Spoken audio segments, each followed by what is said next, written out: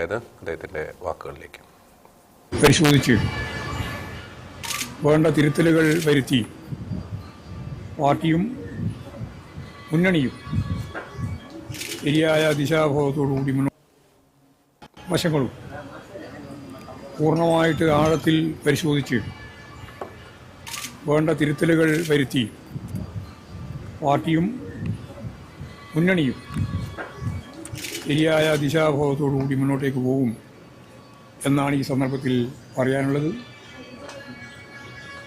ഈ രാഷ്ട്രീയ പോരാട്ടത്തിൽ അഹോരാത്രം പ്രവർത്തിച്ച ഇടതുപക്ഷ ജനാധിപത്യ മുന്നണി പ്രവർത്തകരെയും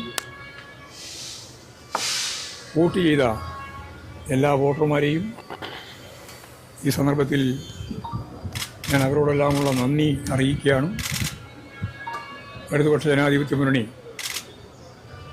ഇപ്പോൾ ഉണ്ടായ ഈ പരാജയത്തെ കൃത്യമായിട്ട് മനസ്സിലാക്കി പഠിച്ച് ആവശ്യമായ തിരുത്തലുകൾ വരുത്തി പാർട്ടി മുന്നോട്ടേക്ക് പോകും.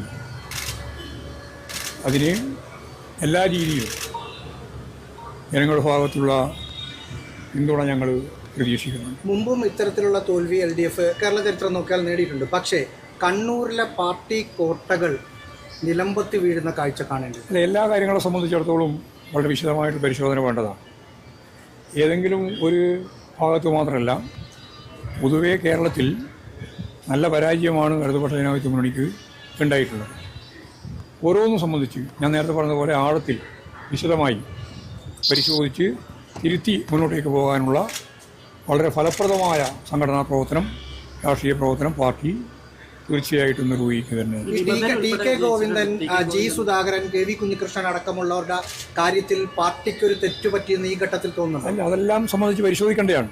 അതൊന്നും ഇപ്പോൾ ഒരു വികാര പ്രകടനത്തിൻ്റെ ഭാഗമായിട്ട് പറഞ്ഞ് അവസാനിപ്പിക്കേണ്ടുന്ന ഒന്നല്ല.